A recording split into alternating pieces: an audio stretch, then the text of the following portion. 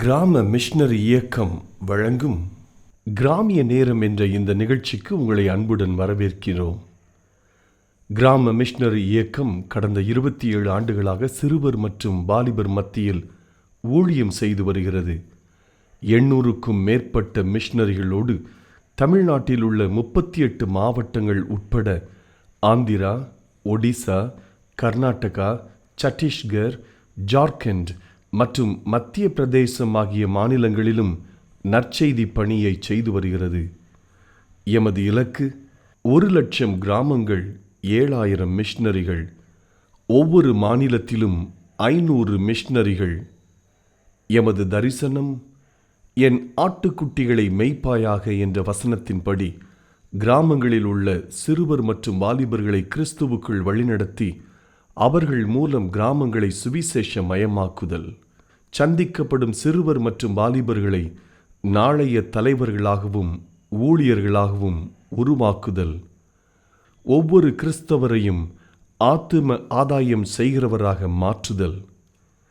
இப்பொழுதும் எமது நிகழ்ச்சிகளை ஜெபத்துடன் பார்த்து பயனடையுங்கள்.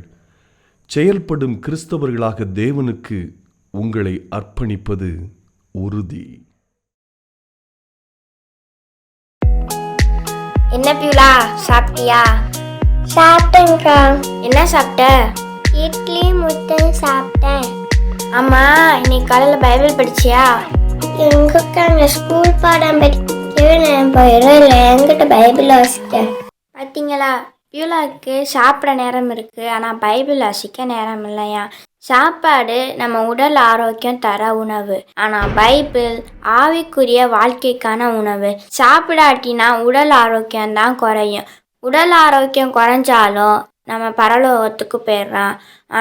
ஆனால் பைபிள் வாசிக்கிறேன்னா ஆவிக்குரிய வாழ்க்கைக்கான உணவு குறைஞ்சிரும். ஆவிக்குரிய வாழ்க்கைக்கான உணவு குறைஞ்சிட்டா நம்ம நரகத்துக்கு தான் போவோம். ஓகே, நீங்களும் காலையில் எழுந்திரிச்சு மறக்காமல் பைபிள் வாசித்து ஜெபம் பண்ணுவீங்களா? ஓகே, பாய். உங்ககிட்ட ஒரு நிமிஷம் பேசலாமா?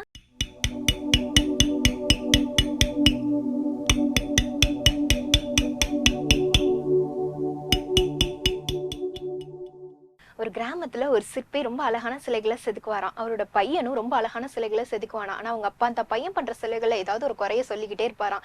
அந்த பையனும் தான் அப்பா சொன்னா சரியாதான் இருக்குன்னு சொல்லிட்டு தான் பண்ண சிலைகளை இன்னும் கவனமா நேர்த்தியா பண்ணுவானா. இப்படியே நாட்கள் கழிறப்ப அப்பாவோட சிலைகளை விட பையனோட சிலைகள் மக்கள் அதிகமான விலை கொடுத்து வாங்க ஆரம்பிச்சாங்களாம்.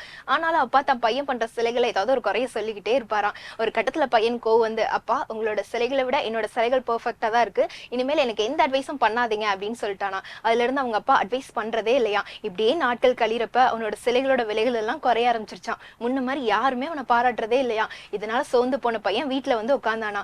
அப்ப அப்பா தோள் மேல கை போட்டு சொன்னாராம், உன் சிலைகள் நல்லா வந்ததுக்கு காரணம் கண்டிப்பா என்னோட அட்வைஸ் கிடையாதுப்பா. நான் அதுல இருக்கிற குறைகளை சொல்லும் போது நீங்க அதுல கண்டிப்பா திருப்தி பட மாட்டேன். உன்னைய நீயே இம்ப்ரூவ் பண்ண முயற்சி செய்வ. இன்னைக்கு அந்த முயற்சியில தான் அந்த சிலைகள் இவ்வளவு அழகா வந்திருக்கு. அதனாலதான்ப்பா அப்பா கடிந்து கொண்டேன் அப்படின்னு சொன்னாராம். அதை புரிஞ்சுக்கிட்ட பையனும் அப்பா கிட்ட மன்னிப்பு கேட்டானா. இதை குறிச்சு வேதம் என்ன தெரியுமாங்க சொல்லுது? நீதிமொழிகள் 13:1 ஞானமுள்ள மகன் தகப்பனுடைய போதகத்தை கேட்கிறான், பரியாசக்காரனோ கடிந்து கொள்ளுதலுக்கு செவிகொடான் அப்படின்னு சொல்லியிருக்கு. அப்பா அம்மா கோவப்படும் பொழுது நீங்க அதுல சோர்ந்து போகாம ஞானமுள்ள பிள்ளைய போல அந்த வார்த்தைக்கு கீழ்படுகிறப்ப ஈசப்பாங்களை நிச்சயமா உயர்த்துவாரு. என் பேரு பியூலா பிஸ்கிலா. நான் செகண்ட் ஸ்டாண்டர்ட் படிக்கிறேன். சங்கீதம் 1ஆம் அதிகாரம் 1 முதல் 6 வசனங்கள். துன்மார்க்கருடைய ஆலோசனையில் நடவாமலும் பாவிகளுடைய வழியில் இல்லாமலும் பரியாசக்கார உட்காரும் இடத்தில் உட்காராமலும் கர்த்தருடைய வேதத்தில் பிரியமாயிருந்து இரவும் பகலும் தியானமாயிருக்கிற மனுஷன் அவருடைய வேதத்தில் பிரியமாயிருந்து இரவும் பகலும் தியானமாயிருக்கிற மனுஷன் பாக்கியவன். அவன் நீக்காயின் தூரமாய் நடப்பட்டு தன் காலத்தில் தன் கனியை தந்தியிலே உலாயிருக்கிற மரத்தை போல் இருப்பான். அவன் செய்வதெல்லாம் வாய்க்கும். துன்மார்க்கரோ அப்படி இல்லாமல் காற்று பறக்கடிக்கும் தன்னை போல் இருப்பார்கள். ஆகையால் துன்மார்க்கன் நியாய தீர்ப்பிலும் பாவிகள் நீதிமன்ற சபையிலும் நிற்பதில்லை. கர்த்தர் நீதிமான்களின் வழியாய் இருக்கிறார், துன்மார்க்கருடைய வழியோ அறியும். இயேசுவின் செல்லங்கள். கடவுளின் பரிசுத்தோ பிள்ளைகள் கர்த்தரால் சுதந்திரம். சங்கீதம் 127:4. இயேசுவின் செல்லங்கள். Praise Lord, my name is Vyula. I am 3rd standard. மத்தேயு, மார்க்கு, லூக்கா, யோவான், அப்போஸ்தலர், ரோமர், 1 கொரிந்தியர், 2 கொரிந்தியர், கலாத்தியர், எபேசியர், பிலிப்பியர், கொலோசியர், 1 தெசலோனிக்கேயர், 2 தெசலோனிக்கேயர். இயேசுவின் செல்லங்கள் என்னை காக்கும்படிக்கு நான் உன்னோடே இருக்கிறேன். எரேமியா 1:8. நான் சொல்கிறேங்க, நீங்கள் நடக்கவே வேண்டாங்க. உங்களை நடக்கிறாப்புலேயே ஆண்டவர் வச்சிருக்கிறாரு. இப்போ யோசிச்சு பாருங்கள், உங்கள்கிட்ட என்னென்னலாம் 2 வீலர் இருக்குதா? அப்போ நீங்கள் அதை பயன்படுத்தணும்ல. 4 வீலர் இருக்குதா? பயன்படுத்தணும்ல. ஒன்றும் இல்லைங்க, உங்கள் வீட்டு வாசலில் கொஞ்சம் நடந்தீங்கன்னா பஸ் வருதாங்க, அதுவே பெரிய பிளஸ்ஸிங் தாங்க. இயேசு கிறிஸ்துவின் இனிய நாமத்தினாலே கிராம மிஷனரி இயக்க குடும்பத்தின் சார்பாக இந்த கிராமிய நேரம் என்ற நிகழ்ச்சிக்கு உங்களை அன்போடு கூட வரவேற்கிறோம். எனக்காக நாங்கள் செய்து வருகிற ஊழியத்திற்காக நீங்கள் ஜெபிப்பீர்கள் என்று நாங்கள் கர்த்தருக்குள் நம்புகிறேன். உங்களுடைய ஜெபத்தை கேட்டு ஆண்டவர் பெரிய ஒரு எழுப்புதலை, பெரிய மாற்றத்தை ஆண்டவர் செய்கிறதை எங்கள் கண்களினால் பார்த்து நான் ஆண்டவரை துதிக்கிறேன். இன்னும் நீங்கள் ஜெபிக்க வேண்டும். ஒருவேளை ஆண்டவர் எங்கள் கொடுத்திருக்கிற பெரிய விசுவாசத்தின்படி இந்திய தேசம் முழுவதிலும் 7000 மிஸ்டரிகளை எழுப்ப வேண்டும். ஆண்டவர் தந்துருவாருங்க. எல்லாருக்கும் ஒரு கேள்வினா இருக்கும். ஆனால் ஆண்டவர் நம்ம கொடுத்துருக்கிற வாக்குத்தத்தின்படி என் நாமத்தினாலே நீங்கள் எதை கேட்டாலும் அதை நான் செய்வேன். ஆமென். 7000 மிஸ்டரிகளை தாங்கன்னு சொல்லி நீங்களும் ஜெபிங்க, நாங்களும் ஜெபிக்கிறோம்.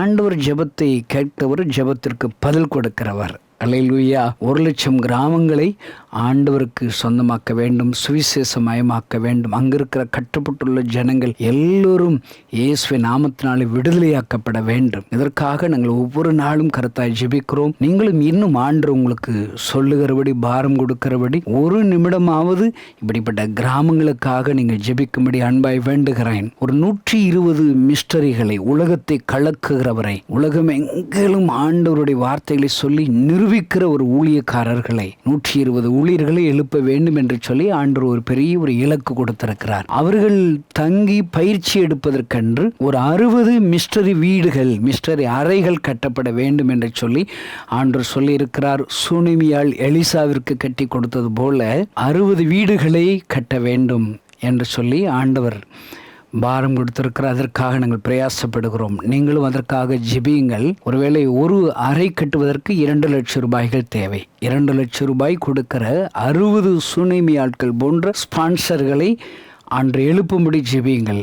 அன்று சொல்லியிருக்கிறார், நான் தருவேன். யார் யாரெல்லாம் இதற்கென்று சுனேமி ஆளை போன்று என் ஊழியக்காரர்கள் உருவாக்கும்படி கொடுக்கிறார்களோ அவங்களுடைய வீட்டில் உள்ள குறைவுகளை, சுனைமேல் வீட்டில் உள்ள குறைவை நிறைவாக்கினது போல நான் நிறைவாக்குவேன் என்று ஆண்டவர் வாக்கு கொடுத்திருக்கிறார். அல்லேலூயா. இதற்காக ஜெபியுங்கள். ஆண்டவர் மகிமையான காரியங்களை செய்வார். ஆமென். அல்லேலூயா. இப்பொழுதும் தேவனுடைய வார்த்தையை கேட்கலாம். ஆண்டவருடைய சமூகத்தில் உங்களோடு கூட பேசும்படி நான் செய்திக்காக நான் காத்திருந்த போது யோனாவின் புஸ்தகத்தை என் கண்கள் முன்பாக கொண்டு வந்தார். பாருங்கள், ஒருவேளை அடியேன் மூலியமாக பேசுகிற எல்லா செய்திகளும் கேட்டிங்கன்னா இது ஒரு பைபிள் டீச்சிங் கிடையாது. நான் ஒரு பைபிள் டீச்சர் கிடையாது, போதகர் கிடையாது. பாருங்கள், அவங்க நிறைய பேர்கள் அப்படி இருக்கிறாங்க. ஆனால் எனக்கு கொடுத்த பாரம், எனக்கு கொடுத்த செய்தி என்ன தெரியுமா? என் ஆண்டவருடைய இருதயத்தில் உள்ள ஏக்கங்களை பேசுவது தான் எனக்கு கொடுத்த பெரிய ஒரு பாரம். ஏசப்பா இன்னைக்கு என்ன விரும்புகிறார்? இந்த செய்தி கேட்குற உங்களிடத்தில் ஆண்டவர் என்ன விரும்புகிறார்? ஒரு காலங்களில் நீங்கள் உங்கள் வாழ்க்கையை திரும்பி பாருங்க. அவர் உங்களை பார்த்து கேட்டிருப்பார், நான் உங்களுக்கு என்ன செய்ய வேண்டும்? உனக்கு என்னப்பா செய்யணும்? குருடான கண்கள் திறக்கப்படணுமா? உன் வியாதி சுகம் அடையணுமா? நான் உனக்கு என்ன செய்யணும்? அவரும் ஒரு நாள் உங்களிடத்தில் கேட்டிருப்பார். நீங்கள் அவரிடத்தில் கண்ணீரோடு கூட கேட்ட ஜெபங்களுக்கு ஆண்டவர் பதில் கொடுத்திருப்பார். அல்லேலூயா. ஆனால் அதோடு கூட கிறிஸ்துவ வாழ்க்கை நின்று விடவில்லை. பர்த்திமேயு பார்வை அடைந்து இயேசுவுக்கு பின் சென்றான் அவை என்று எழுத இருக்கிறது. இயேசுவுக்கு தன் வாழ்க்கையை அர்ப்பணித்து இயேசு பின் சென்றா என்ன நடந்திருக்கும்? நீங்கள் பைபிளில் இயேசு கிறிஸ்து சீசர்கள் அழைக்கப்படும் போது ஆண்டவர் சொல்கிற வார்த்தை ஞாபகப்படுத்தி பாருங்கள். என் பின்னே வாருங்கள், உங்களை மனுஷர்களை பிடிக்கிறவர்களாக ஆக்குவேன். அப்படி என்றால் அவன் பார்வையடைந்து இயேசுவுக்கு பின் சென்றானா என்ன செஞ்சிருப்பான்? அவனுக்கு ஆண்டவர் செய்த நன்மைகளை எல்லாட்டையும் சொல்லியிருப்பான். இந்த இயேசு கிறிஸ்து தான் நான் குருடனாக இருந்தப்ப என் கண்ணை திறந்து நான் பார்க்க உதவி செய்திருக்கிறார். நீங்களும் அவரை நம்புங்க, உங்களுக்கு ஒரு அற்புதம் செய்வார். வாழ்நாள் எல்லாம் ஆண்டவர் கண்டு அர்ப்பணித்திருப்பான், ஊழியம் செய்திருப்பான், அநேக ஆத்துமாக்களை ஆண்டவருக்கு சொந்தமாக மாற்றியிருப்பான். அருமையான தேவனுடைய பிள்ளைகளை, இன்றைக்கு இந்த செய்தியை கேட்குற உங்கள் வாழ்க்கையில் நடந்த அற்புதங்கள், ஏசப்பா செய்த அற்புதங்களை நீங்கள் எழுதி பாருங்க. ஒரு புஸ்தகமே போதாதுங்க, அவ்வளோ அற்புதத்தை ஆண்டவர் செஞ்சிருப்பார். உங்களுக்கு ஜீவனை கொடுத்திருப்பார், நல்ல படிக்க வைத்திருப்பார், நல்ல தகப்பனாரை தாயை கொடுத்திருப்பார். ஒருவேளை ஒரு குறைவில்லாதபடி 3 தடவை சாப்பாடு கொடுக்கிறார், நல்ல ட்ரெஸ் கொடுக்கிறார். அல்லேலூயா! எத்தனை அற்புதங்க. கொடிய விபத்துகள் இருந்து ஆண்டவர் உங்களை பாதுகாத்திருப்பார். இப்படிப்பட்ட அற்புதங்களை செய்த ஆண்டவருக்கு நீங்கள் என்ன செஞ்சுருக்கிறீங்க? இதுதாங்க என்னுடைய செய்திகள் எல்லாம் சாராம்சம். நான் சொல்கிறேங்க, ஏசப்பா கண்ணீரை துடைச்சிங்கன்னா அவர் உங்கள் கண்ணீரை துடைப்பாருங்க. டெல்லியிலிருந்து எனக்கு ஒருவர் ஃபோன் போட்டு சொன்னார்கள், உங்கள் நிகழ்ச்சிகளை நான் தவறாமல் பார்த்து வருகிறேன். நீங்கள் கடைசியாக ஒரு சில நிமிடங்கள் நீங்கள் ஜெபித்த போது என் கண்களிலே பார்வை குறைய தொடங்கினது. இனிமேல் அதை சரிப்படுத்த முடியாதுன்னு சொல்லி டாக்டர் சொல்லிட்டாங்க. உங்கள் ஜெபத்தில் நான் பங்கு பெற்றேன். ஆண்டவர் என் கண்களை திறந்தார். இப்பொழுது நான் நன்றாக பார்க்கிறேன். என் கண்கள் இருக்கிற வியாதி மாயமாக மறைந்து விட்டது என்று சொல்லுகிற சாட்சியை அடியேன் கேட்டேன். என்ன சந்தோஷங்க. அல்லேலூயா! பாருங்க, இயேசு விருப்பத்தை, இயேசுடைய ஏக்கங்களை தான் நான் பிரசங்கிக்கிறேன். அந்த விருப்பத்தை நீங்களும் நானும் நிறைவேற்றும் போது ஆண்டவர் உங்களுக்கு அற்புதங்களை செய்கிறார். அல்லேலூயா! பாருங்க, இன்றைக்கு உங்களோடு கூட பேசும்படி ஆண்டவருடைய சமூகத்தில் ஜெபித்து யோனா புஸ்தகத்தை காமிச்சாருங்க. யோனாவு மேல ஒரு பெரிய திட்டம் வச்சிருக்கிறார். அந்த திட்டத்தை நிறைவேற்றுவதற்கு மனதில்லை யோனாவுக்கு. யோனா புஸ்தகத்தை நிறைய பிரசங்கம் பண்றாங்க. நாங்க திரும்ப திரும்ப வாசிக்கும் போதெல்லாம் அது ஒரு பெரிய ஒரு ரசிக்கிற அளவு இருக்கு. என்ன அந்த புஸ்தகத்தில் சத்தியங்கள் புதைந்து இருக்கிறது ஐயா.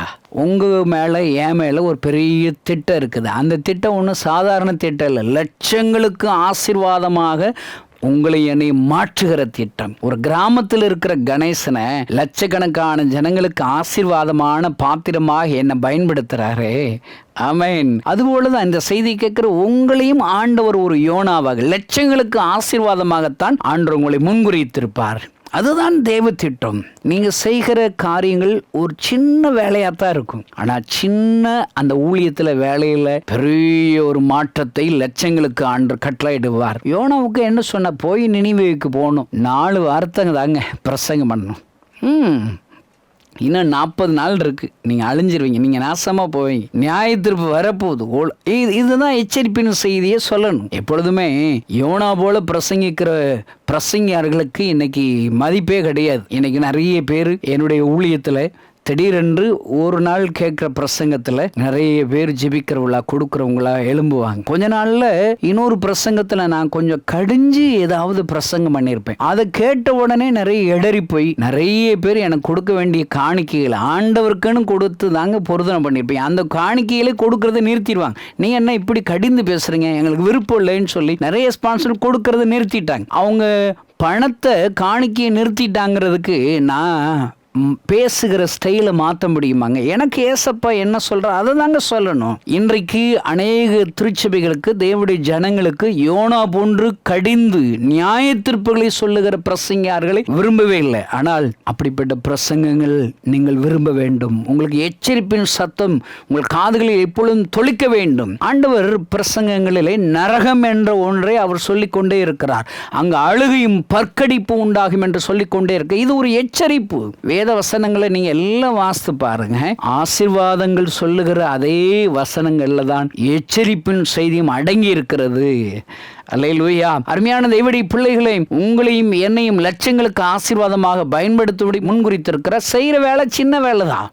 ஒரு நாள் அவன் பிரயாணம் பண்ணி போறாங்க. நான் அடிக்கடி இந்த வசனத்தை வாச உடனே எனக்கு ஒரு பெரிய மகிழ்ச்சி இருக்குது பாருங்க. யோனா 3:4 பாருங்க. யோனா நகரத்தில் பிரவேசித்து ஒரு நாள் பிரயாணம் பண்ணி இன்னும் 40 நாள் உண்டு, அப்பொழுது நினிவே கவிழ்க்கப்பட்டு போம் என்று கூறினான். இந்த செய்தியை கேட்குற நீங்க என்னைக்காவது மாசத்துல ஒரு நாளுங்க, இல்லை வாரத்தில் ஒரு நாள் கொஞ்சம் டிராவல் பண்ணி உங்களுக்கு கொடுக்கப்பட்ட நற்செய்தியை மற்றவங்களுக்கு பிரசங்கம் பண்ணுங்க. நல்லா இருக்குல்லங்க. ஒரு நாள் பிரயாணம் பண்ணி அவன் நடந்தே தான் போயிருப்பான். நான் சொல்கிறேங்க, நீ நடக்கவே வேண்டாங்க, உங்களை நடக்கிறாப்புலே ஆண்டவர் வச்சிருக்கிறாரு. இப்போ யோசிச்சு பாருங்க, உங்கள்கிட்ட என்னென்னலாம் 2 வீலர் இருக்குதா? அப்போ நீங்கள் அதை பயன்படுத்தணும்ல. 4 வீலர் இருக்குதா, பயன்படுத்தணும்ல. ஒன்றும் இல்லைங்க, உங்கள் வீட்டு வாசலில் கொஞ்சம் நடந்தீங்கன்னா பஸ் வருதாங்க, அதுவே பெரிய பிளஸ்ஸிங் தாங்க. நாங்கள் அந்த காலத்தில் விருதுநகர் பக்கத்தில் ஒரு கிராமம், நான் விருதுநகரில் படிக்கிறதுக்கு எங்கள் ஊரில் இருந்து போகிறதுக்கு நல்ல பாதையே கிடையாதுங்க. அதில் அநேக ஜனங்கள் நடந்து தான் போவோம், சைக்கிளில் தான் போய் அவ்வளோ கிலோமீட்டர் போய் ஸ்கூலுக்கு போகணும். எங்கள் கிராமத்தில் இருக்கிற முக்கால்வாசி பேருங்க நடந்து போய் தான் ஸ்கூலில் படித்தாங்க. எவ்வளோ கிலோமீட்டர் நடக்கணும். இந்த செய்தி கேட்குற நீங்கள் உங்கள் வீட்டுக்கு பக்கத்துலேயே பஸ் வருதா, அந்த பஸ்ஸில் ட்ராவல் பண்ணி போங்க, எங்கேயாவது போங்கங்க. எவ்வளவு திறந்த வாசல் இருக்குது. நீங்கள் பாருங்கள், யோனா ஒரு நாள் டிராவல் பண்ணி அவன் ஊழியம் செய்கிறாங்க, அவ்வளோதாங்க. அந்த ஊழியத்தின் எண்டை நீங்கள் பாருங்கள், லட்சக்கணக்கான ஜனங்கள் அவர்கள் ஆண்டவரை அறிந்து கொள்ளுகிறார்கள். ஐயா ஹல்லேலூயா. என்னை கேட்டால் இன்னைக்கு இருக்கிற சர்ச்சு, நீங்கள் உங்கள் சர்ச்சை ஆராதனை முடிவில் ஒரு பிளான் போடுங்க, ஒரு நாள் ட்ராவல் பண்ணி நம்ம ஆண்டோடைய ஊழியத்தை ஏசப்பாவை பிரசங்கம் பண்ணணும்னு சொல்லி நீங்கள் முடிவு பண்ணிங்கன்னா எழுப்புதல் வந்துடுங்க. பாருங்கள், வேலை ஈஸி தாங்க. போய் ஆண்டோட அன்பை போய் அங்கே சொல்லணும். தெருக்கல்ல கிடைக்கிற இடங்கள் இல்லை, டிராவல் பண்ணி சொல்லிட்டா போதும், பெரிய ஒரு எழுப்புதலை கொடுத்து விடுவார். இதுதான் யோனா மேலே வச்சிருக்கிற தேவ திட்டம், தரிசனம். ஆனால் அதெல்லாம் செய்யலை இல்லை. இந்த செய்தியை கேட்குற நீங்கள் செஞ்சிட்டீங்களா? உங்கள் மனச்சாட்சியை கேட்டு பாருங்க. ஏசப்பா என்னை எதற்காக முன்குறிச்சாரோ அந்த தேவ திட்டத்தை நான் நிறைவேற்றி வருகிறேன். 100க்கு 100 தேவ சித்தத்தின் மையத்தில் இருக்கிறேன். இதனால் ஆயிரக்கணக்கான ஜனங்கள் ஆண்டவர் அண்டையிலே வந்து இருக்கிறார்கள் என்று உங்களால் சாட்சி சொல்ல முடியுமா? உங்களால் ஒத்துக்கொள்ள முடியுமா? நான் சொல்றேங்க, யாராலும் முடியவே முடியாது. பெரிய ஒரு குற்ற மனச்சாட்சி நம்முடைய உள்ளத்திலே குத்தி கொண்டே இருக்கிறதே. நான் சரியா ஊழியம் செய்யல, நான் சரியா ஜெபிக்கல, நான் சரியா ஆண்டவருக்கென்று இன்னும் கொடுத்திருக்கலாம், கொடுக்கல. அருமையான சகோதரே சகோதரி, இன்றைக்கு இந்த வேளையிலே ஆண்டவர் உன்னோடு கூட பேசுகிறார். உன் மனச்சாட்சியை உன்னை குற்றப்படுத்தும் ஐயா, குற்றப்படுத்தும். பாருங்க, இந்த யோனா சொன்ன உடனே கேட்குறாங்க, அவன் தர்சு கப்பலில் ஏறிட்ட பின்மாற்றம் ஆயிட்டாங்க. இந்த செய்தி எங்க, பின்மாற்றக்காரர்களை ஆண்டவர் எப்படி அவருக்கு நேராக திருத்துகிறார் என்பதுதான். நான் அடிக்கடி யோசிச்சு பார்த்தாங்க, ஒரு கிரிக்கெட் டீம் செட் பண்ணணும்னா அதில் என்ன செய்யணும்? ஒரு விக்கெட் கீப்பர் இருக்கணும், நல்ல ஃபாஸ்ட் பவுலர்ஸ் 2 பேர் இருக்கணும், ஒரு ஸ்பின் பவுலர் இருக்கணும், ஒரு கேப்டன் இருக்கணும், துணை கேப்டன் இருக்கணும். பாருங்க, எல்லாம் இருக்கணும். ஆல்ரவுண்டர் வேணுங்க. இன்னைக்கு இந்திய டீம்ல ஆல்ரவுண்டர் வேணும்னு சொல்லி நிறைய பேரை செக் பண்ணிக்கிட்டே இருக்கிறாங்க. பாருங்க, இதெல்லாம் சேர்ந்து ஒரு நல்ல ஒரு டீம் செட் பண்ணணும். அந்த டீமை வச்சு இந்தியாவை ஜெயிக்க வைக்கணும். அல்லேலூயா. ஃபுட்பால் டீமுக்கு அப்படித்தான். வீரர்கள் எல்லாம் திறமையானவங்க, அவங்க எழுப்பிக்கிட்டே இருக்கிறாங்க. பாருங்க, ஆண்டவருடைய இந்த யோனா புஸ்தகத்தை யோசித்து பார்த்தா அவர் ஒரு டீம் செட் பண்றாருங்க. அல்லேலூயா. Winning team. அவரோட டீம் என்னைக்குமே தோத்ததே கிடையாதுங்க. பாருங்க, இவர் டீம் செட் பண்றது பெரிய ஒரு இன்னொரு எதிரியில் இருக்கிற ஒரு நாட்டை ஜெயிக்கிறதுக்காக இல்ல, ஒரே ஒருத்தனை ஜெயிக்கிறதுக்காக ஒரு டீம் செட் பண்றாரு. ரொம்ப சுவாரஸ்யமா இருக்கிறாங்க. அந்த டீம் மெம்பர்ஸ் யாரெல்லாம் பாருங்க, இவனுக்கு எதிராக ஒரு டீம் செட் பண்ற. என்ன டீம்? பின்மாற்றமாயிருக்கிற யோனாவை அவருக்கு நேராக அவருடைய திட்டத்தை செய்யும்படி அவனை ஒத்துக்கொள்ள வைக்கிற டீமுங்க. அல்லேலூயா. யோனாவை ஜெயிக்கணும்னு நினைக்கிறாரு. அப்போ அவருடைய டீம் மெம்பர்ஸில் எழுப்புறாருங்க. நீங்கள் பைபிளில் அப்படியே வாசித்து பார்த்தீங்கன்னா யோனா 1ஆம் அதிகாரத்தில் மாலுமி அப்படின்னு ஒரு டீம், அதில் ஒரு மெம்பருங்க, ஒரு மாலுமி, கப்பலில் இருக்கிற ஒரு மாலுமி எழுப்புறார். நீங்கள் 6ஆம் வசனத்தை வாசித்து பாருங்கள். 5ஆம் வசனத்தை வாசித்து பார்த்தா அவன் என்ன செய்கிறான்? அவன் பாட்டுக்கு போய் கீழ்த்தட்டில் போய் தரிசு கப்பலில் ஏறி தூங்கிடுறான். பாருங்க, கப்பலில் நல்ல காற்று அடிக்குது, அவன் பாட்டுக்கு அயர்ந்த நித்திரையிட்டு தூங்கிடுறான்.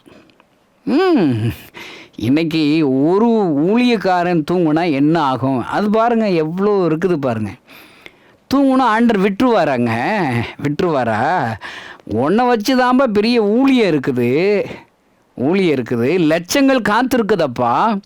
தாவீது தூங்கிட்டான், என்ன ஆகுது பாருங்க. யுத்த காலத்தில் யுத்தம் பண்ண வேண்டிய நேரத்தில் தூங்குனா பாவத்தில் விழ வேண்டிதான். இன்னைக்கு நிறைய ஆண்டவரால் முன்குறிக்கப்பட்ட தலைவர்களாக மாற வேண்டிய ஊழியர்கள், லட்சங்களுக்கு ஆசீர்வாதமாக ஆண்டவரால் பயன்படுத்தப்படும்படி முன்குறிக்கப்பட்ட கிறிஸ்தவர்கள் இன்றைக்கு தூங்குகிறார்கள்.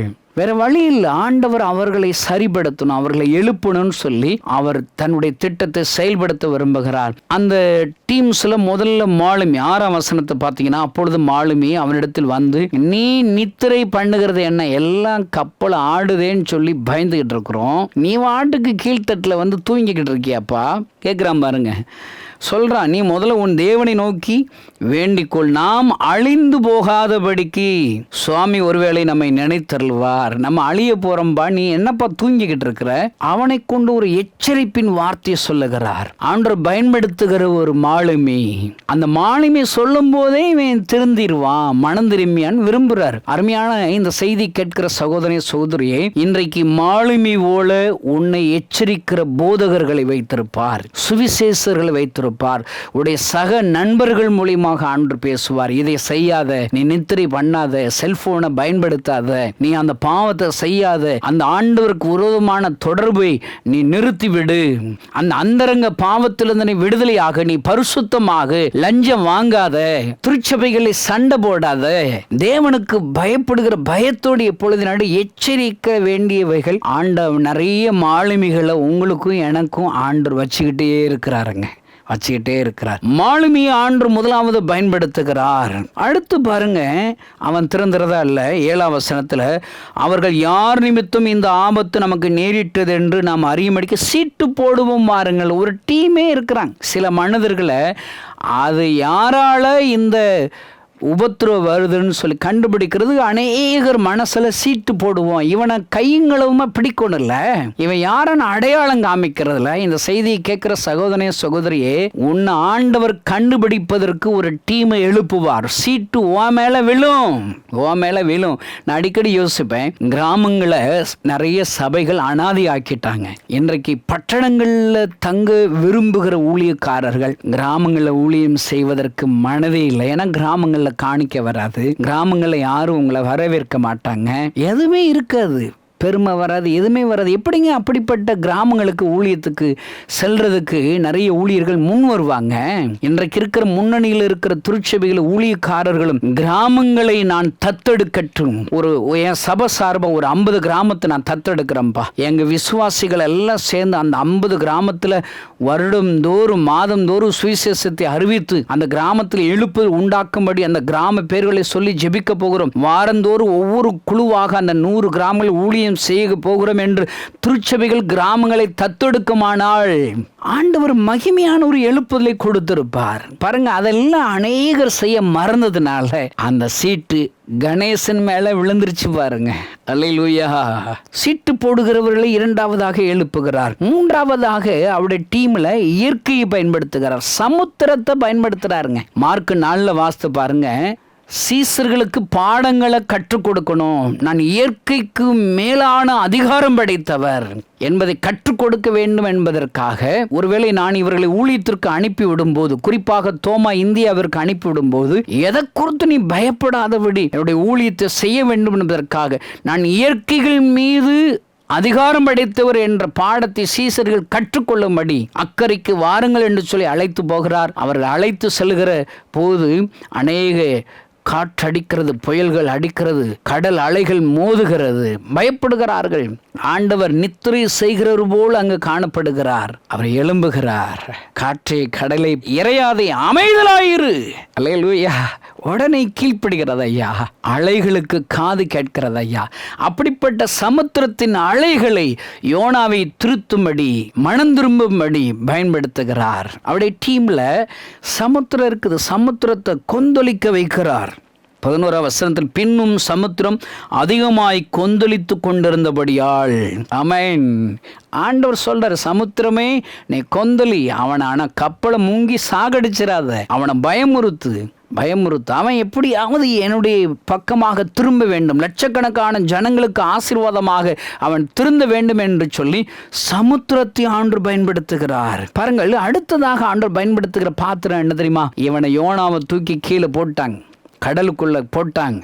அடிக்கடி நான் பேசின செய்திகளை யூடியூப்ல வில்லேஜ் மிஸ்டரி மூமெண்ட் சொல்லி போட்டு பார்த்தீங்கன்னா, ஒரு 3 வருஷம் ரட்சிக்கப்பட்டு சபையில் ஒரு கிறிஸ்தவ வரணும். 3 வருஷத்தில் அவங்க கனி கொடுக்கணுங்க, ஆத்ம ஆதாயம் செய்யணும். ஒரு ஜெப கூட்டத்தில் பிரசங்கம் பண்ண ஜெபக்கூட்டத்தை கொர்நேலியை போல் அவங்க வீட்டில் நடத்தணும், இல்லை மிஸ்டரியை தாங்கணும், இல்லை அவங்க பிள்ளைகளை மிஸ்டரிகளை அனுப்பணும், இல்லை பகுதி நேர ஊழியர்களை ஏதாவது செய்யணும். 3 வருஷத்தில் ஆத்தும ஆதாயம் செயலாட்டா அந்த விசுவாசியை தூக்கி சபையை விட்டு வெளியே எரிஞ்சிடணுங்க. அவங்க அழுது ஆண்டவரை தேடி வந்து மறுபடியும் ஆண்டவர் புரோஜனம் மாற்றிடுவார். அதுவே இல்லை, நீங்கள் 3 வருஷத்துக்கு மேலே ஒரு விசுவாசி கனி கொடுக்காமல் அந்த சர்ச்சிலேயே வச்சுருந்தீங்கன்னா அந்த விசுவாசியால் உங்கள் சபையில் குழப்பம் வரும், கொந்தளிப்பு வரும் ஐயா. பாருங்க, இந்த யோனாவை கடல்ல தூக்கி எரிஞ்சிட்டாங்க. ஆண்டவர் விடுவாரா? அங்க ஒரு மீனை பயன்படுத்துகிறார். அடுத்து டீம் மெம்பர்ஸ்ல மீன் ஒரு பாத்திரம். நம்ம சரீரம் இயங்குன்னு சொன்னால் கை வேணும், விரல்கள் வேணும், கண்ணு வேணும், காது வேணும், மூக்கு வேணும், வாய் வேணும், எல்லாம் டீமாக செயல்படுங்க. சரீரத்தின் அவயங்கள் எல்லாம் சேர்ந்து ஒரு பின்மாற்ற காரணம் திருத்துறதுக்கு ஆண்டு பயன்படுத்துகிற இன்னொரு டீம் மெம்பர் மீனுக்கு கட்டளையிடுறார். மீன் அவனை முழுங்கிருதுங்க. 17 வசனத்தில் யோனாவை விழுங்கும்படி ஒரு பெரிய மீனை கர்த்தர் ஆயத்தப்படுத்தி இருந்தார். அல்லேலூயா. பாருங்க, அந்த மீன் சொல்கிறத கேட்குதுங்க. அது கடைசி வசனம் 10ஆம் வசனத்தை வாசிப்பார். கர்த்தர் மீனுக்கு கட்டளையிட்டார், அது யோனாவை கரையிலே கக்கி போட்டது. விழுங்குனா விழுங்குது, கக்குனா கக்கி போட்டுறது. ஆமென். அல்லேலூயா. பாருங்க, இன்னும் பாருங்க, ஆண்டவர் பயன்படுத்தின டீம்ஸில் ஒரு ஆமணக்கு செடியை உண்டாக்குறார். ஒரே நாளில் பிளஸ் பண்ணி அந்த ஆமணக்கு செடி ஓங்கி வளர செய்கிறார். அருமையான தேவனுடைய பிள்ளைகளே, உங்கள் கம்பெனியை, பிஸ்னஸை ஒரே நாள் ஆண்டவர் ஆசீர்வதிக்க ஆண்டவரால் முடியும் ஐயா. ஓங்கி வளர செய்வார். உங்கள் குடும்பத்தை ஓங்கி தழைக்க செய்வார், வளர செய்வார், ஆசீர்வதிப்பார். ஒரு பெரிய அற்புதத்தை ஒரே நாளிலே ஆண்டவர் கொடுப்பார் ஐயா. முழுவதும் பிரயாசப்பட்டு ஒன்றாயிலும் கிடைக்கவில்லை என்று ஒருவேளை பரிதவிக்கிற பேதுருவுக்கு ஒரே நிமிஷத்தில் வளை கிளையத்தக்கதாக மீன்களை கொடுப்பார். அருமையான தேவனுடைய பிள்ளைகளே, எங்க அப்பா இயேசு கிறிஸ்து உங்க வாழ்க்கையில் அற்புதம் செய்யறதுக்கு ஒரு நாள் போதும், ஒரு இரவு போதும், ஒரு நிமிஷம் போதும் ஐயா. அல்லேலூயா.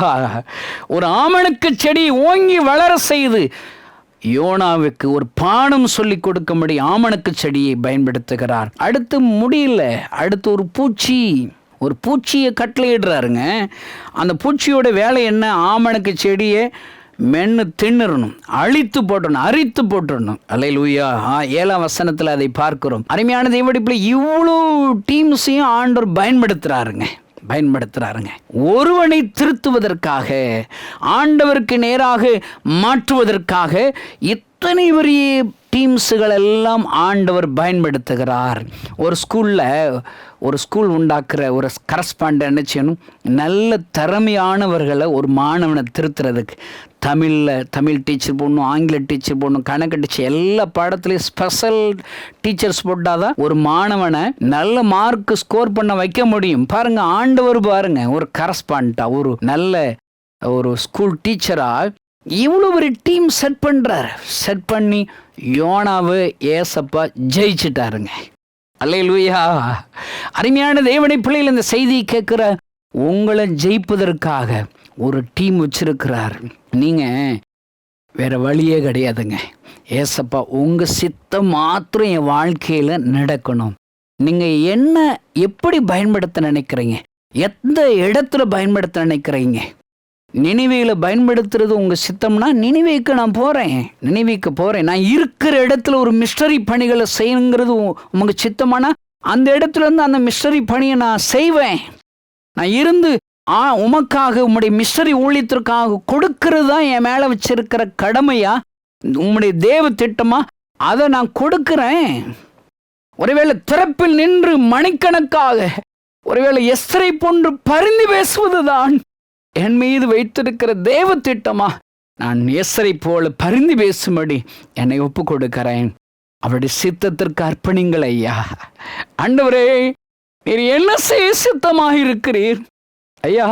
நீங்களும் நானும் ஜெபித்து அவர் கைகளை ஒப்பு கொடுப்போமானால் நம் காலங்களிலே ஒரு எழுப்புதலை பார்ப்போம் ஐயா. கோடிக்கணக்கான ஆண்டவரை அறியாத, வலதிக்கும் இடதிக்கும் வித்தியாசம் தெரியாத ஜனங்கள் ஆண்டவருக்கு நேராக திருப்பப்படுவார்களே. யோனாக்கு விரோதமாக ஒரு பெரிய டீமை எழுப்புனது போல உனக்கு விரோதமாக ஒரு டீமை ஆண்டவரை எழுப்புவார் ஐயா. பிளேயாம் அவன் என்ன செய்கிறான்? ஆண்டவருக்கு விரோதமாக எழும்புகிறான். தேவ சித்தத்திற்கு மாறாக ஊழிய செய்யணும்னு சொல்லி விரும்புகிறான். இஸ்ரவேல்களை ஆசீர்வதிக்கணும், ஆனால் அவன் கூலி லஞ்சம் வாங்கிட்டு இஸ்ரவேல் ஜனங்களை சபிக்கணும்னு சொல்லி பிரயாணம் பண்ணுறான். அவனை அடிக்கிறதுக்கு என்னாம 23 அதிகாரத்தை நீங்கள் வாசி பாருங்க. ஒரு கழுதையை தனக்கு டீம் லீடராக போகிறாருங்க. இவனை திருத்தருக்கு ஒரு கழுதையை பயன்படுத்துகிறார். பட்டயத்தை உருவின ஒரு தூதனானவரை பயன்படுத்துகிறார். ஒருவேளை என்ன இத்தனை பெரிய ஊழியக்காரனாக மாற்றுவதற்கு ஆண்டவர் அநேக காரியங்களை செய்தார் ஐயா. நான் ஒரு கிராமத்தில் இருந்தபோது நான் ஆண்டவருக்கு நேராக திருப்பப்படும் என்பதற்காக என் சரீரத்தில் இருதய வியாதியை கொடுத்து அந்த வியாதி நிமித்தமாக ஆண்டவரை தேடி வருவதற்கு உதவி செய்தார் ஐயா. ஒருவேளை நான் இப்படிப்பட்ட கிராம ஊழியத்தை செய்ய வேண்டும் என்பதற்காகத்தான் கிராமத்தில் என்னை பிறக்க வைத்தார் ஐயா. கிராமத்தில் இருக்கிற அப்பா அம்மா நண்பர்களை சகோதர சகோதரிகளை என்ற ஆண்டவர் எனக்கு தந்தார் ஐயா. இப்படிப்பட்ட கிராமத்து ஜனங்களை நான் நேசிக்க வேண்டும், அன்போடு கூட என் ஆண்டவருடைய அன்பை அவளுக்கு பிரசங்கிக்க வேண்டும் என்பதற்காகவே என்னை பயன்படுத்துவதற்கு அநேகரை பயன்படுத்தினார் ஐயா. எந்த மனிதர்களை நான் சார்ந்து விடக்கூடாது என்பதற்காக ஒருவேளை ஆண்டவரை மாத்திரம் நான் பார்க்கும்படி, அவருக்கு நேராக என் கண்களை ஏறெடுக்கும்படி, என் விசுவாசத்தை அவர் மேல் வைக்கும்படி அநேக காரியங்களை எனக்கு ஆண்டவர் 25 வருடங்களாக கற்றுக் கொடுத்து கொண்டே இருக்கிறார் ஐயா. அருமையான செய்தியை கேட்கிற சகோதரி, ஒரு யோனாவை ஆண்டவருக்கு நேராக திருப்புவதற்காக ஒரு டீமை பயன்படுத்தினது போல இன்றைக்கு ஒன்றை திருத்துவதற்காக, உன்னை அவருடைய சித்தத்தின் மையத்தில் கொண்டு வருவதற்காக, லட்சங்களுக்கு பிரயோஜனமாக உன்னை மாற்றுவதற்காக ஒரு டீம் வச்சிருக்கிறார். அது இயற்கை உபாதியங்களாக இருக்கலாம், சரீர பலவீனங்களாக இருக்கலாம், உன் இடத்துல உனக்கு மனமடி உண்டாக பேசுகிற அநேக நபர்களாக இருக்கலாம், மனிதர்களாக இருக்கலாம், கடன் பிரச்சனைகளாக இருக்கலாம், குறைவுகளாக இருக்கலாம். எத்தனை விதமான சூழ்நிலைகளையும் உன்னை திருத்துவதற்கு ஒரு டீமை பயன்படுத்த முடியும் ஐயா. இப்படிப்பட்ட நிலைமையோடு கூட நெருக்கத்தோடு இந்த வார்த்தைகளை கேட்குறீங்களா?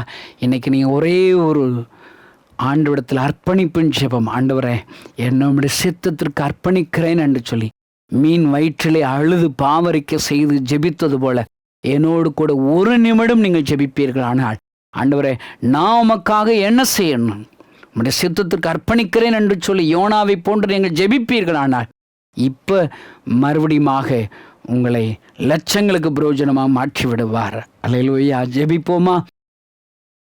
பரலோகத்தில் இருக்கிற எங்கள் நல்ல தகப்பனே, ஆண்டவரை யோனாவை மனம் திருப்புவதற்காக, லட்சக்கணக்கான ஜனங்களுக்கு ஆசீர்வாதமாக மாற்றுவதற்காக ஒரு டீமை பயன்படுத்தினீரே. அந்த டீமில் மாலுமியை பயன்படுத்தினீர், சீட்டு போடுவர்களை பயன்படுத்தினீர், சமுத்திரத்தை எழுப்பினீர், மீனை கட்டளையிட்டீர், ஆமணக்கு செடியை உண்டாக்கினீர், ஒரு பூச்சியை பயன்படுத்தினீரே. இந்த செய்தியை கேட்கிற ஒவ்வொருவரையும் உமக்கு நேராக திருப்புவதற்கு நீர் பயன்படுத்துகிற பாத்திரங்களுக்காக உமக்கு நன்றி அப்பா. அந்த பாத்திரங்களை நீ பயன்படுத்தும் போது யோனா மனம் திரும்பினது போல இந்த செய்தியை கேட்கிற ஒவ்வொருவரும் உமக்கு நேராக மனம் திரும்பட்டும் என்று நான் ஜெபிக்கிறேன். இவர்களை கொண்டு பெரிய ஒரு எழுப்புதலை கட்டளையிடும். இயேசுவின் நாமத்தில் இந்த செய்தியை கேட்கிற ஒவ்வொருவரையும் ஆசீர்வதிக்கிறேன். விரோதமாக எழும்புகிற சமுத்திர அலைகள் இப்பொழுதே அமைதலாவதாக. அல்லேலூயா, அல்லேலூயா. சூழ்நிலைகள் மாறட்டும், அடைக்கப்பட்ட வாசல் திறக்கப்படட்டும். அப்பா, இவர்களை எடுத்து நீர் பயன்படுத்தும், சாட்சிகளை உண்டாக்கும். இயேசுவின் நாமத்தினால் பிதாவே, ஆமென். இந்த செய்தி நிச்சயமாக உங்களை செயல்பட தூண்டிருக்கும் என விசுவாசிக்கிறோம்.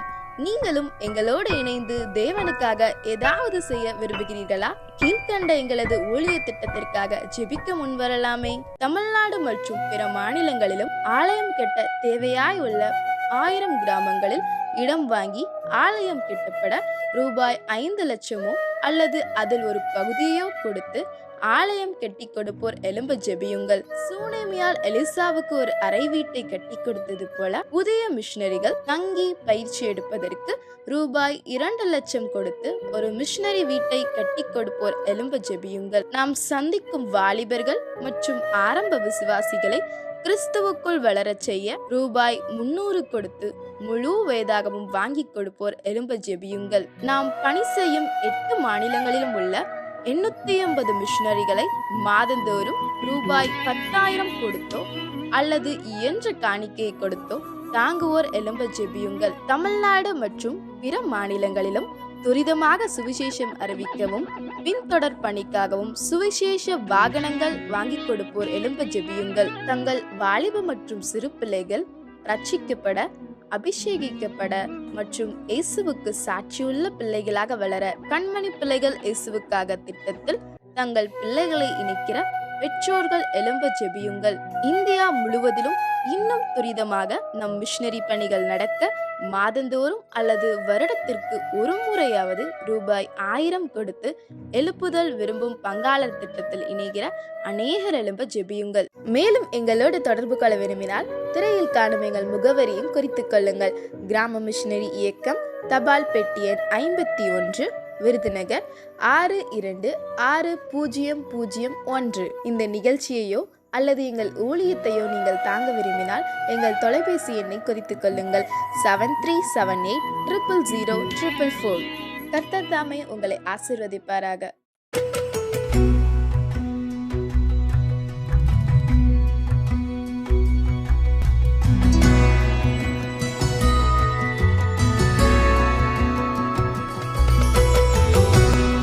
ஆண்டவராகிய இயேசு நாமத்தினாலே உங்களை யாவருக்கும் என் வாழ்த்துக்கள். என்னுடைய பேர் சத்யராஜ். நான் ஒரு இயேசுவை அறியாத குடும்பத்தில் பிறந்து வளர்க்கப்பட்டவன். இயேசுனை யாருன்னு எனக்கு தெரியாது. இப்படி வாழ்ந்து கொண்ட நாட்களில் எங்கள் ஊரில் ஒரு முறை திருவிழா ஒன்று நடந்தது. எல்லோரும் சந்தோஷமாக திருவிழாவுக்கு கடந்து போனோம். எங்கள் அப்பா அவர் தண்ணி போட்டு அந்த இடத்துல இருந்த எங்கள் அண்ணனுடைய ஃப்ரெண்ட்ஸுங்கிட்ட தகாத வார்த்தைகளை பேசும்பொழுது எங்கள் அண்ணனுடைய நண்பர்கள் எங்கள் அண்ணன்ட்ட சொன்னாங்க, உங்கள் அப்பா இப்படி தேவையில்லாமல் பேசிகிட்டு இருக்காங்க அப்படின்னு சொல்லும்போது எங்கள் அப்பாவுக்கும் எங்கள் அண்ணனுக்கும் ஒரு சில கருத்து வேறுபாடு நடந்தது. எங்கள் அப்பா என்ன செஞ்சாங்க, எங்கள் அண்ணனுடைய ட்ரெஸ்ஸெல்லாம் எடுத்து வீட்டுக்கு வெளியில் போட்டு நீ இதுக்கப்புறம் வீட்டுக்குள்ளே வரக்கூடாது அப்படின்னு அண்ணனை வீட்டை விட்டு அனுப்பி விட்டாங்க. எல்லோரும் சந்தோஷமாக திருவிழாவுக்கு போனோம். ஆனால் பாருங்கள், அந்த இடத்துல ஒரு சோகமான காரியம். எங்கள் அண்ணன் வீட்டை விட்டு வெளியேறிட்டான். எங்கள் பாட்டி வீட்டில் போய் தங்கியிருந்து 9 நாள் கழித்து அவன் மண்ணெண்ணெய் எடுத்து தலைமையில் ஊற்றிக்கிட்டு தீ வச்சு ஃபயர் ஆகிட்டான். ஃபயர் ஆகி எங்களுடைய வீதியில் அவன் நடந்து வரும்பொழுது பக்கத்தில் எங்கள் சித்தப்பா வீடு, மற்ற சொந்த பந்தங்கள் எல்லோரும் இருக்கிறாங்க.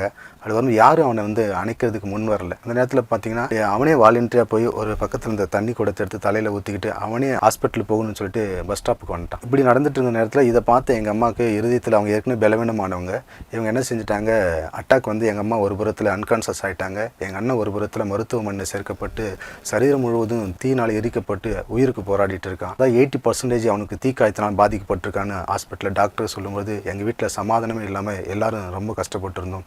இந்த சமாதானத்திலேருந்து இந்த நேரத்தில் பாருங்கள், நாங்கள் ஹாஸ்பிட்டலில் போயிட்டு பார்க்குறோம்.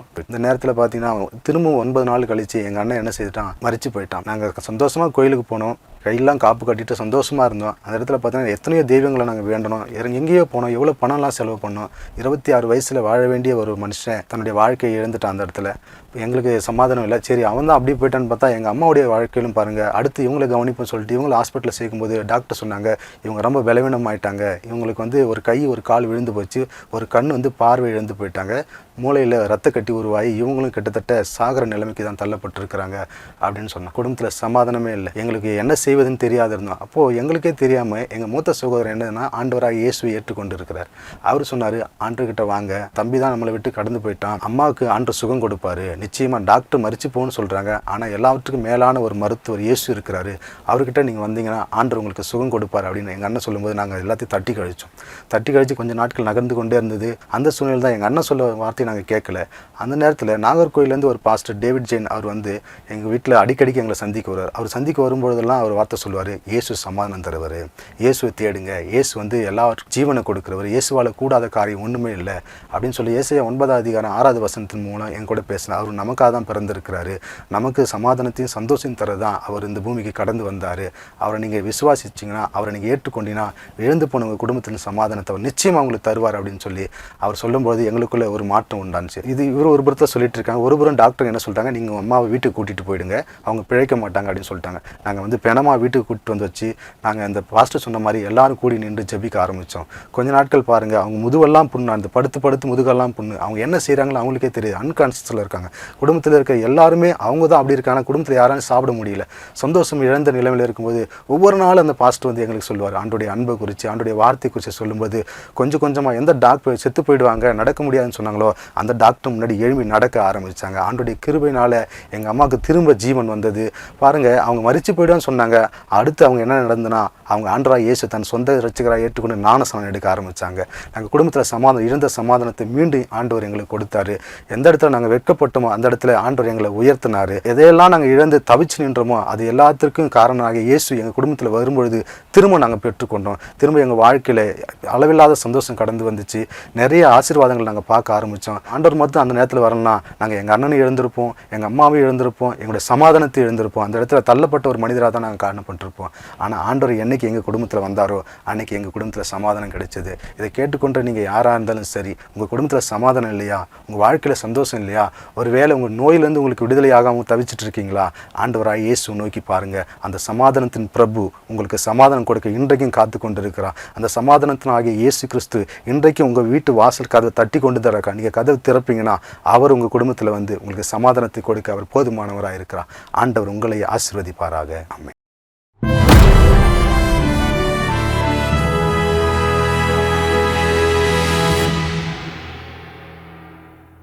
புதிய ஏற்பாடு எவ்வளவு முக்கியமோ அவ்வளவு முக்கியமானது பழைய ஏற்பாடு.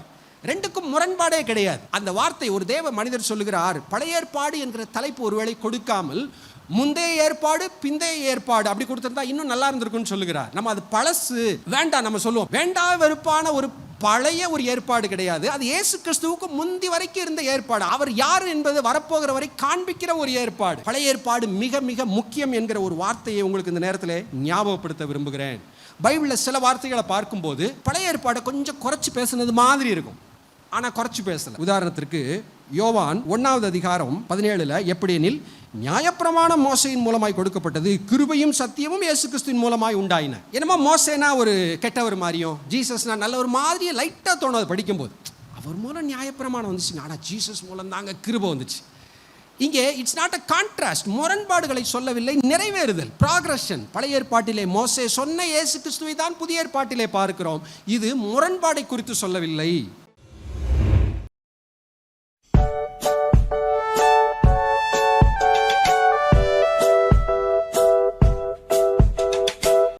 நம்ம அப்பா அம்மாவுக்கு கீழ்ப்படியணும்னு ஏசப்பா ஆசைப்படுறாங்க. அதை வச்சு நம்ம இப்போ ஒரு சின்னதாக ஒரு சாங் கேட்போமா? ஆசை ஆசை ஆசை எனக்கு ரொம்ப ஆசை, இயேசு அப்பா பிள்ளையாக வாழ எனக்கு ஆசை. ஆசை ஆசை ஆசை எனக்கு ரொம்ப ஆசை, இயேசு அப்பா பிள்ளையாக வாழ எனக்கு ஆசை. அப்பா அம்மா சொல்ல கேட்டு நடக்க எனக்கு ஆசை, எப்போதுமே கீழ்ப்படிந்து வாழ எனக்கு ஆசை. அப்பா அம்மா சொல்ல கேட்டு நடக்க எனக்கு ஆசை, எப்போதுமே கீழ்ப்படிந்து வாழ எனக்கு ஆசை. ஆசை ஆசை ஆசை எனக்கு ரொம்ப ஆசை, இயேசு அப்பா பிள்ளையாக வாழ எனக்கு ஆசை. ஆசை ஆசை ஆசை எனக்கு ரொம்ப ஆசை, இயேசு அப்பா பிள்ளையாக வாழ எனக்கு ஆசை. அக்கா, உண்மையிலேயே எல்லா குட்டி பிள்ளைங்களும் இன்னைக்கு அப்பா அம்மா சொல்கிறத கேட்காம, உங்களுக்கெல்லாம் ஒன்றுமே தெரியாது டாடி, உங்களுக்கு ஏதாவது செல்ஃபோனை பற்றி தெரியுமா, நான் படிக்கிற பாடத்தை பற்றி தெரியுமா அப்படின்னு சொல்லி கொஸ்டின் கேட்குற பிள்ளைங்க தான் நிறையா இருக்காங்கக்கா. ஆனால் அப்படிப்பட்டவங்களே ஏசப்பாவுக்கு பிடிக்காதுலக்கா? ஆமாக்கா, அப்பா அம்மாவுக்கு கீழ்ப்படுகிறது தான் ஏசப்பாவை சந்தோஷப்படுத்துறதுக்கு அர்த்தம். பாட்டு அதை தானே சொல்லுது. ஆமாக்கா. இனிமேல் நம்ம இந்த டிவியை பார்த்துட்டு இருக்கிற பிள்ளைங்க எல்லாம் ஏசப்பாவுக்கும் அவங்க அம்மா அப்பாவுக்கும் கீழ்ப்படிய ஆரம்பிச்சிருவாங்கக்கா. ஓகே தானே குட்டீஸ்? இந்த பாட்டை கேட்டுட்டு இருக்கிற நீங்களும் கிராமங்களில் இருக்கிற சின்ன பிள்ளைங்களுக்கு ஏசப்பாவோட அன்பை நீங்கள் அறிவிக்கலாம். நீங்களும் இந்த பாட்டை மற்றவங்களுக்கு சொல்லி கொடுத்து பிரயோஜனப்படுத்துங்க. குட்டீஸ், நீங்களும் உங்கள் ஃப்ரெண்ட்ஸுக்கு இந்த பாட்டை சொல்லி கொடுங்க. ஓகேவா? இதுக்கு ஒரு ஆக்ஷன் கற்றுக்கலாமா? ஆசை ஆசை ஆசை எனக்கு ரொம்ப ஆசை, இயேசு அப்பா பிள்ளையாக வாழ எனக்கு ஆசை. ஆசை ஆசை ஆசை எனக்கு ரொம்ப ஆசை, இயேசு அப்பா பிள்ளையாக வாழ எனக்கு ஆசை. அப்பா அம்மா சொல்ல கேட்டு நடக்க எனக்கு ஆசை, எப்போதுமே கீழ்ப்படிந்து வாழ எனக்கு ஆசை. அப்பா அம்மா சொல்ல கேட்டு நடக்க எனக்கு ஆசை, எப்போதுமே கீழ்ப்படிந்து வாழ எனக்கு ஆசை. ஆசை ஆசை ஆசை எனக்கு ரொம்ப ஆசை, இயேசு அப்பா பிள்ளையாக வாழ எனக்கு ஆசை ஆசை ஆசை ஆசை எனக்கு ரொம்ப ஆசை. இயேசு அப்பா பிள்ளையாக வாழ எனக்கு ஆசை.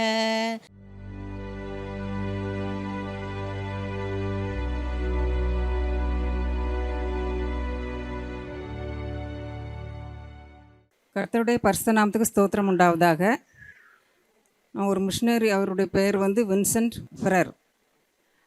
அவர் வந்து ஒரு ஆலயத்துக்கு சென்றிருந்தார், ஒரு பெரிய ஆலயம். அங்கே மக்கள் வந்து ரொம்ப நாகரிகத்தை விரும்புகிற மக்களாக இருந்தார்கள்.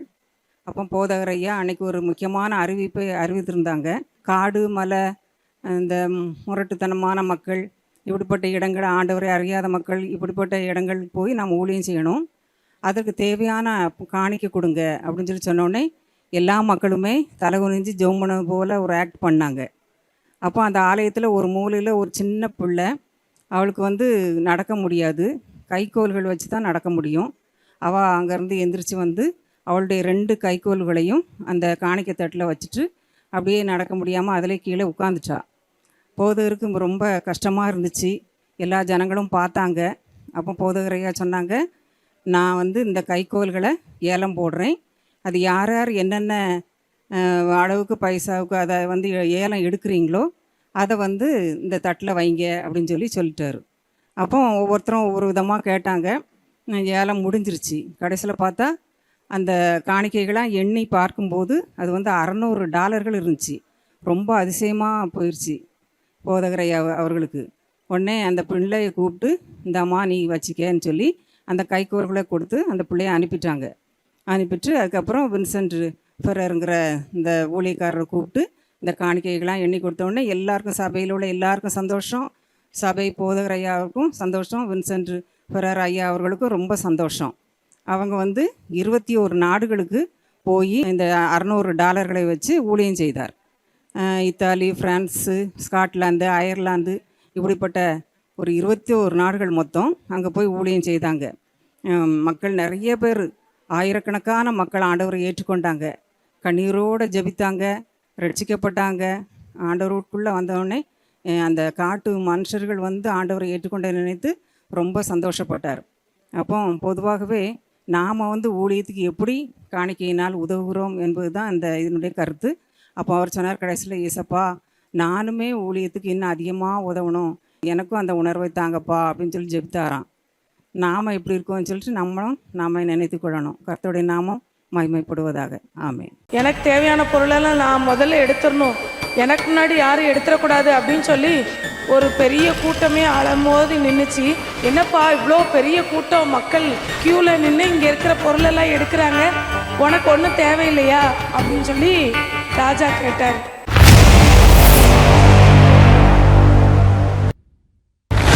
ஒரு ராஜா இருந்தாங்க. அவங்க அரண்மனையில் வச்சு அங்கே இருக்கிற எல்லா நாட்டு ஜனங்களுக்கும் ஒரு உத்தரவு பிறப்பித்தாங்க. என்ன அப்படின்னு சொன்னால், ஒரு குறிப்பிட்ட நாளில் அரண்மனைக்கு எல்லாரும் நீங்கள் வாங்க, இங்கே ஒரு அறை இருக்குது, அந்த அறையில் வந்து உங்களுக்கு தேவையான பொருட்கள்லாம் இருக்குது, நீங்கள் உங்களுக்கு என்னென்ன பொருள் தேவையோ அதெல்லாம் நீங்கள் எடுத்துக்கிடலாம், அதுக்கு வந்து எந்த காசும் நீங்கள் கொடுக்க தேவையில்லை அப்படின்னு சொல்லி சொன்னாங்க. அந்த குறிப்பிட்ட நாள் வந்தது.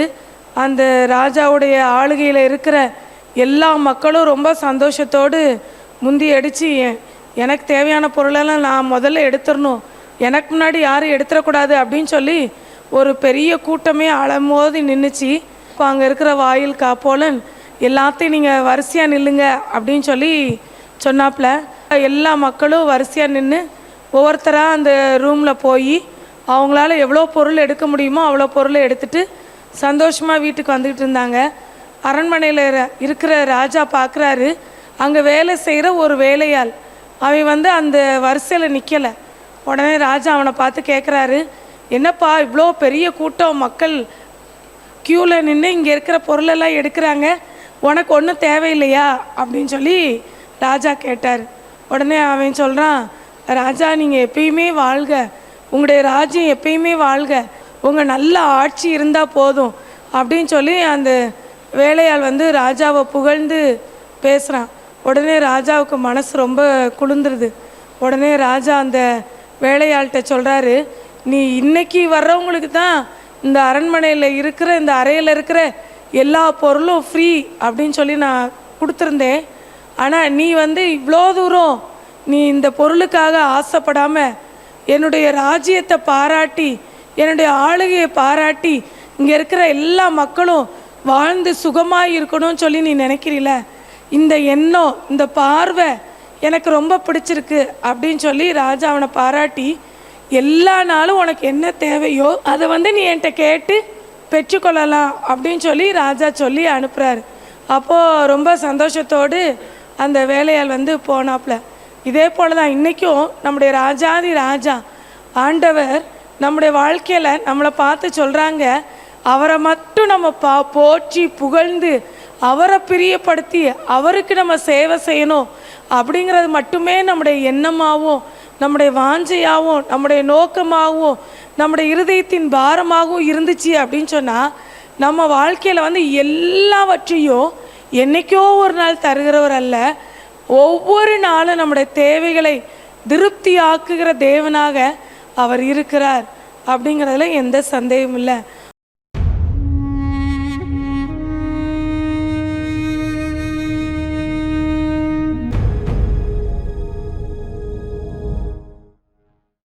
ஹலோ குட்டீஸ், இப்போ நம்ம ஒரு கதை கேட்க போகிறோம். நம்ம வாழ்க்கையில் எத்தனையோ விஷயங்களை நம்ம மறைக்கிறோம், கரெக்டாக? அந்த மறைக்கிறதால நமக்கு என்ன யூஸ்? நம்ம பாவத்தை நம்ம ஏசப்பா கிட்ட அரைக்கிறதுனால நமக்கு என்ன ஆசீர்வாதம்னு ஒரு கதை மூலமாக கற்றுக்கொள்ளலாமா? ஜார்ஜ் ஹென்றி அப்படின்னு சொல்லிட்டு 2 க்ளோஸ் ஃப்ரெண்ட்ஸ் இருந்தாங்களாம்.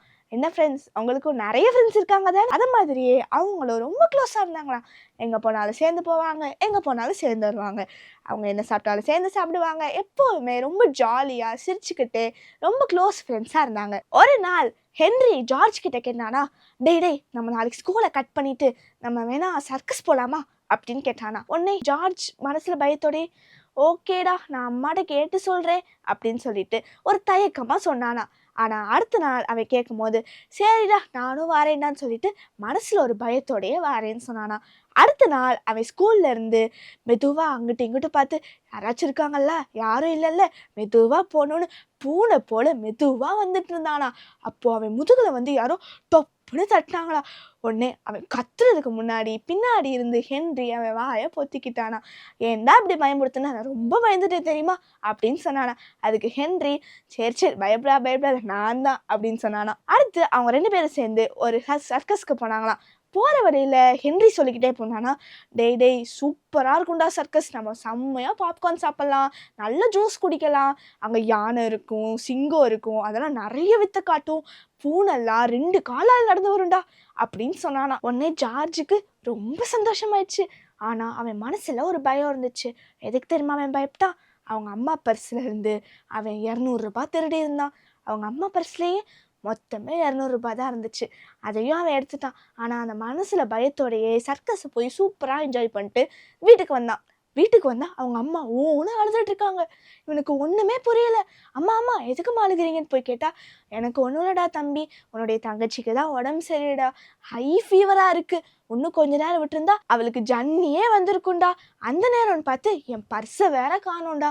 சரி கஷ்டப்பட்டு பர்ஸை கண்டுபிடிச்சாலும் பர்ஸை திறந்து பார்த்தா உள்ள காசே இல்லைடா, 200 ரூபாய் வச்சுருந்தேன்டா, எங்கே போச்சுன்னே தெரிலடா அப்படின்னு சொல்லி அழுதாங்களாம். நல்ல வேலை அந்த நேரத்தில் நம்ம பாஸ்டர் அம்மா வந்திருந்தாங்க. அந்த பாஸ்டர் அம்மா மட்டும் இந்நேரத்துக்கு வரல, நம்ம தங்கச்சி நம்ம கூட இருந்திருப்பாளானே தெரிஞ்சிருக்காதுடா அப்படின்னு சொன்னாங்களாம். உடனே ஜார்ஜ் தம்பி ரொம்ப அழுக ஆரம்பிச்சானா. இவங்க அம்மாவுக்கு ஒன்றுமே புரியலையா. எதுக்கிட்ட அழுகிற அப்படி சொல்லி கேட்டாங்களாம். அதுக்கு இந்த ஜார்ஜ் தம்பி சொன்னானா, அம்மா அவங்க பர்ஸ்லேருந்து நான் தாம்மா 200 ரூபாய் எடுத்தேன், என்னை மன்னிச்சுக்கோங்கம்மா அப்படின்னு சொல்லி ரொம்ப மனசு தொட்டு உருக்கமாக கேட்டானா. அதுக்கு அவங்க அம்மா, என்கிட்ட மன்னிப்பு கேட்காதடா தம்பி, ஏசப்பா கிட்ட மன்னிப்பு கேளு அப்படின்னு சொன்னாங்களாம். உடனே அந்த ஜார்ஜ் தம்பியும் முழங்கால் போட்டு ஏசப்பா நான் செஞ்சது தப்பு தான் ஏசப்பா, என்னை மன்னிச்சுக்கோங்க ஏசப்பா, நான் தெரியாமல் பண்ணிட்டேன் ஏசப்பா உலக காரியங்களுக்கு நான் ஆசைப்பட்டுட்டேன் ஏசப்பா அப்படின்னு சொல்லி மனது உருகி ஏசப்பா கிட்ட மன்னிப்பு கேட்டானா. ஏசப்பாவும் அவனுடைய பாவத்தை மன்னிச்சிட்டாங்களாம். அடுத்த கொஞ்ச நாளில் அவனோட தங்கச்சியும் சூப்பராக சுகமாகி அவளும் ஸ்கூலுக்கு போக ஆரம்பிச்சிட்டாலாம். ஜார்ஜ் தம்பியோட பாவமும் மன்னிக்கப்பட்டது. என்ன குட்டீஸ், நீங்களும் ஜார்ஜ் அண்ணே மாதிரி உங்கள் மனசில் ஏதோ ஒரு தப்பு செஞ்சு அது யார்கிட்டையுமே சொல்ல முடியல நினச்சிட்டு இருக்கீங்களா? கவலைப்படாதீங்க. உங்கள் பாவத்தை நீங்கள் ஏசப்பா கிட்ட சொன்னீங்கன்னா ஏசப்பா அந்த பாவத்தை மன்னிச்சிருவாங்க. ஜார்ஜில் எனக்கு உதவி செஞ்ச ஆண்டவர் உங்களுக்கும் உதவி செய்ய வல்லவராக இருக்காரு. அதே போல் நீங்களும் ஏதாவது தப்பு செஞ்சீங்கன்னா அந்த தப்பை மறைக்காம ஏசப்பா கிட்ட மன்னிப்பு கேளுங்க. ஓகேவா? எனக்கு குட்டீஸ் அதை சூப்பராக இருந்துச்சா? இந்த கதை மூலமாக நீங்கள் நிறைய ஆசீர்வாதங்களை பெற்றிருப்பீங்கன்னு நினைக்கிறேன். Okay, until then, bye. பரிசுத்த தோமா ஆலயம் பெரும்பனையில் விடுதலை பெருவிழா. இடம் பரிசுத்த தோமா ஆலய வளாகம், பெரும்பனை. நாள் மே 12, 13, 14. ஞாயிறு, திங்கள், செவ்வாய் ஆகிய 3 நாட்கள் நடைபெற இருக்கிறது. நேரம் மாலை 6:30 மணி. தேவ செய்தி சகோதரர் டேவிட் கணேசன் அவர்கள். உங்கள் வாழ்வின் பாவக்கட்டுகள் அகன்று நித்தியத்திற்கான சமாதானமுள்ள விடுதலை வாழ்வை பெற்றுக்கொள்ள விடுதலை பெருவிழாவில் குடும்பமாய் கலந்து கொண்டு தேவ ஆசீர்வாதம் பெற்று செல்லுங்கள். திருநெல்வேலி ரோனாவூரில் CMS சுத்தாங்க சுவிசேஷ சபை நடத்தும் மாபெரும் எழுப்புதல் கன்வென்ஷன் கூட்டங்கள் நாள் மே 26, 27 தேதி ஞாயிறு மற்றும் திங்கட்கிழமைகளில். நேரம் மாலை 6:30 மணி முதல். தேவ செய்தி சகோதரர் கே டேவிட் கணேசன் அவர்கள். இடம் CMS சுத்தாங்க சுவிசேஷ சபை, டோனாவூர். வாருங்கள், பங்கு பெறுங்கள், தேவ ஆசீர்வாதத்தை பெற்றுச் செல்லுங்கள். திருநெல்வேலி மாவடியில் இயேசு ஜீவிக்கிறார் சுவிசேஷ ஊழியம் நடத்தும் வளரும் வாலிபம் நாள் மே 30 தேதி வியாழக்கிழமை அன்று. நேரம் காலை 8:30 மணி முதல் மாலை 4 மணி வரை. பாடல் மற்றும் ஆராதனை வேயமம் குழுவினர். தேவ செய்தி சகோதரர் கே டேவிட் கணேசன் அவர்கள். பெற்றோரே, உங்கள் பிள்ளைகள் ஆவிக்குரிய வாழ்க்கையில் வளர்வதற்கும் தேவ ஆசீர்வாதத்தை பெற்றுக்கொள்வதற்கும் இக்கூட்டத்தில் பங்கு பெறுமாறு உங்கள் ஒவ்வொருவரையும் அன்புடன் அழைக்கிறோம்.